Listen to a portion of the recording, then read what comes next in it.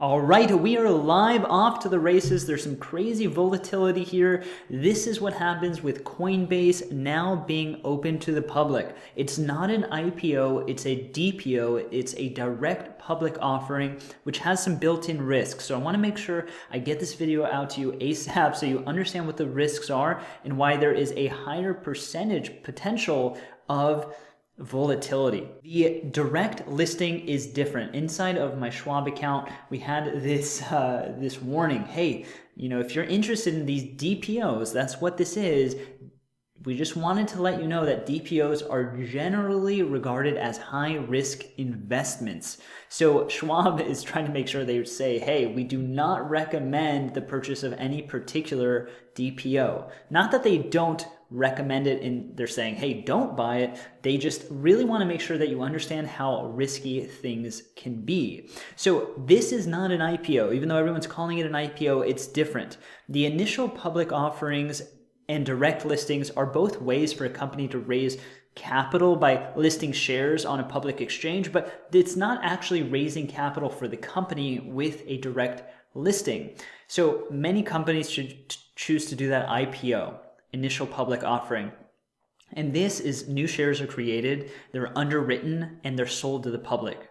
And other companies can choose to do this direct listing, which is what Coinbase has done.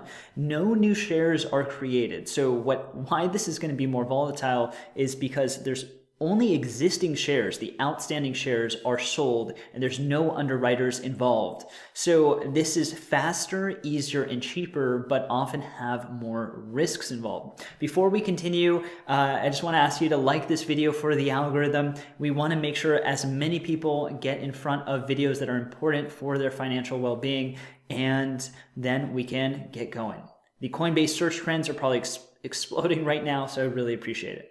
So direct listings are rare. So they usually have been for smaller companies with the main purpose of just being efficient, right? Making things go quicker and cheaper, not having crazy lawyers, not having to deal with the big banks. And so this is how Slack has gone public, how Spotify went public, how Palantir went public, how Asana went public. And we're going to look at their graphs and compare what happened that first day, what happened that second day, third day, for the first week with the stock.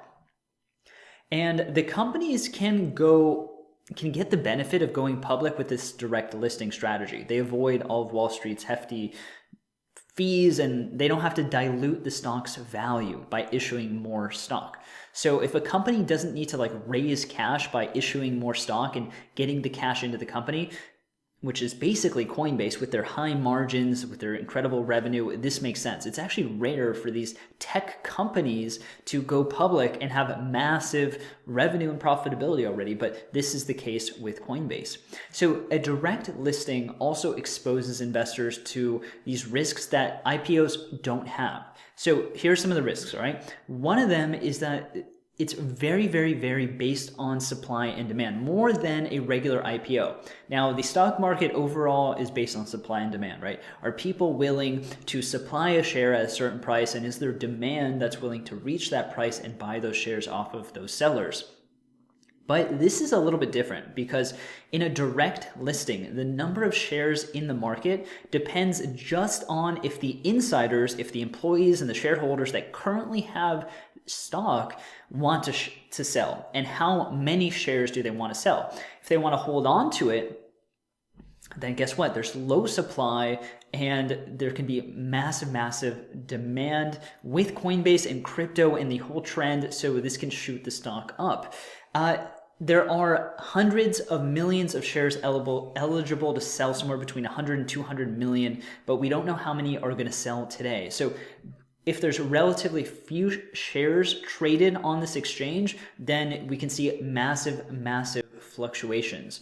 Now, the second risk is that in a traditional IPO, you have a little bit of kind of support because underwriters can support the stock. They are marketing to institutional investors, they build interest, they set this IPO price that is a psychological fair value price. And they typically support the stock through some technical strategies, right? They help the stock stay above the IPO price, at least in the short term. This is because a direct listing bypasses the investment banks, so therefore they don't have this kind of support because they bypass that whole process of those huge, large shareholders that have the stock and can kind of support the price, right? If you think about Bitcoin, right, maybe why we're seeing a little bit more stability is because those bigger investors, not just retailers, are buying that. So investors might be trading a really thin market depending on how many people are willing to sell, and these factors can really drive up the stock or down the stock more than the actual business performance of Coinbase. So if you think about the power of retail investors, and GameStop might give you some sort of idea of the potential that can happen when there's this level playing field. It's really cool to have this level playing field, and that is a big aspect of Coinbase's vision, is democratizing basically and decentralizing the ability to store value and to even transact that value. With DPOs, there's this even playing field, right? Stocks are being listed on the market for everyone to access and trade, and the availability of the shares is dependent on early investors, while the price is dependent on market demand. This makes a DPO a potentially riskier route than the IPO because there's more volatility and market swings. In the direct listing of Coinbase, all right, the company is not raising cash. It's the insiders looking to sell out. So that's also kind of interesting. You know, why are the insiders selling? I don't have any crazy controversial reason, but that is the method, and it's different than an IPO where there's usually these lock-up periods where insiders actually can't sell for some certain period of time.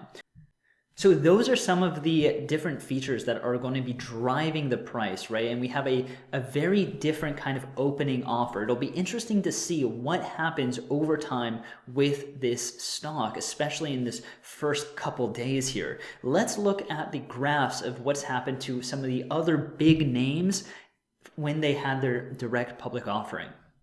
All right, here we go. We have Asana, Palantir, Slack, and Spotify.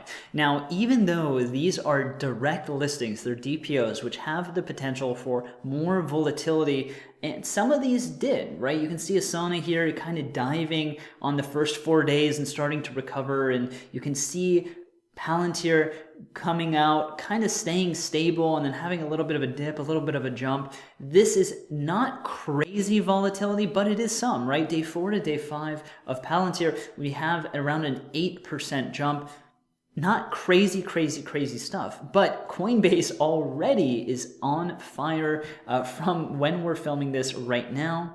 We're up 53% from the listing price of the 250. Now, that listing price, it doesn't really matter, right? What matters is what happens with demand. It'll be really interesting to see what's going to be happening with this stock as the day goes on, as the days go on here. The volatility doesn't stop just the first day, it doesn't stop that first hour. People have some time to try to educate themselves in this learning curve of what this company should be valued at. And a lot of things are going to be happening over these next few days. It'll be interesting to watch. I'll talk to you soon. This is AI. Let me know what you think about this video. I wanted to get it out to you quickly, and I'll talk to you soon.